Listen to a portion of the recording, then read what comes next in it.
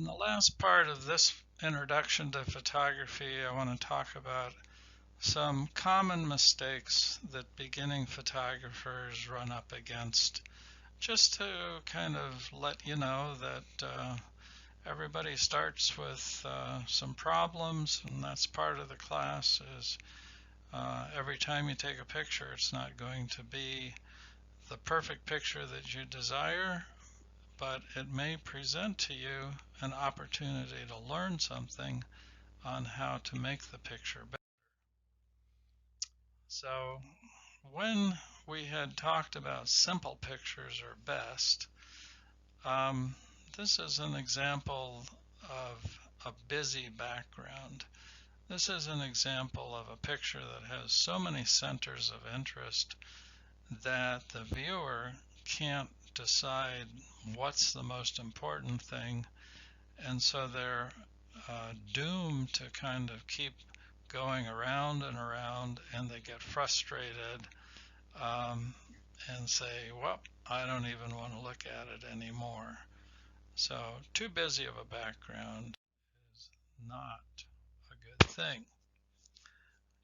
Cut away unnecessary parts of the photo. This goes back to selecting. What are you going to put in the picture? What are you going to leave outside of the picture? Another good thing eventually is to learn how to use light to highlight the important things, learn how to use shadows to hide things that aren't so important. So here you have a pretty interesting subject, sports scene, but the lighting isn't right.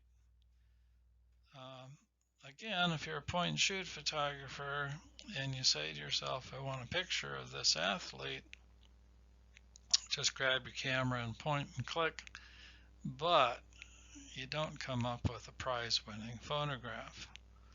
So bad lighting can make you look into the other parts of the picture, and it also can throw the light meter off that's inside the camera.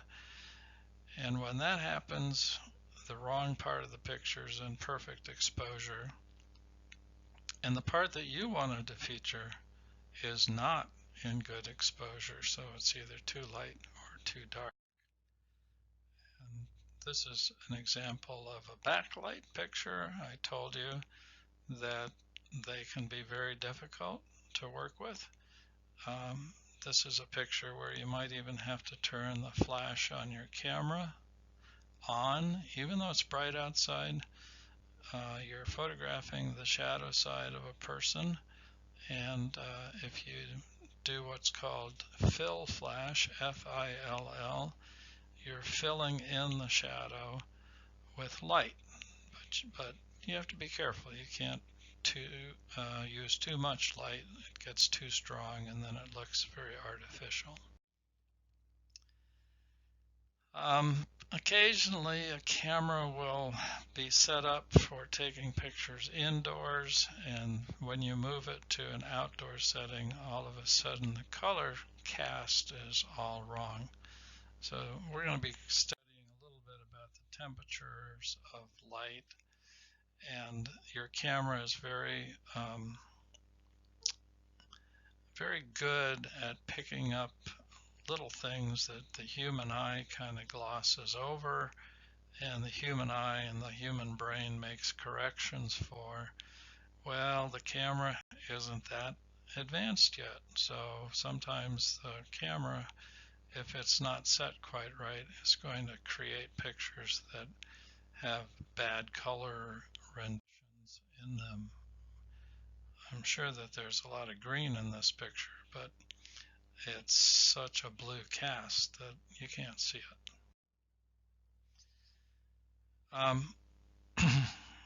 I keep talking about telling stories here, and many pictures do tell stories.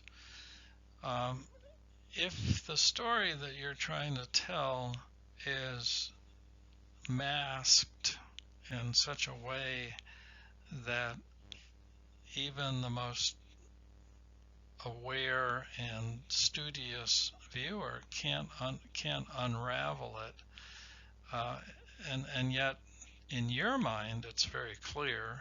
Well, you've had a lot of time to think about it, but when you tell a story, sometimes with your camera, people cannot figure out what it's about. So we say the concept of the picture is hard to figure out. It's an obscure concept, and that is a problem sometimes in learning photography. The other one is the opposite, and that means that your concept is so easy to get that it kind of jumps right out at you and it hits you over the head, and it actually makes the viewer feel like you're being talked down to. It's like the viewer says, come on, give me some credit. I know more about this, and you don't have to spell it out for me, and you don't have to cram it down my throat.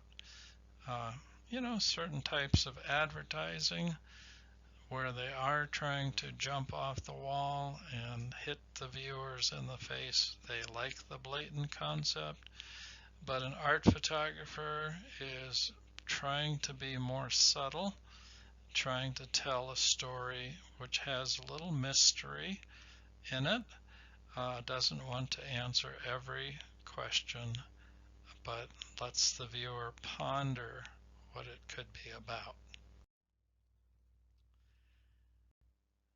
Somewhere in the evolution of art, we got into the aspect that people should bring something new to the table. And when your photographs are what we call cliches, they're about things that have been said before, people judge the work as not as good as it could be. So one of the rubrics or one of the standards that art directors, museum directors, gallery directors look for in your work, in your portfolio that you present to them, is how have you presented something in a new way that they haven't seen before, that the viewing public hasn't seen before.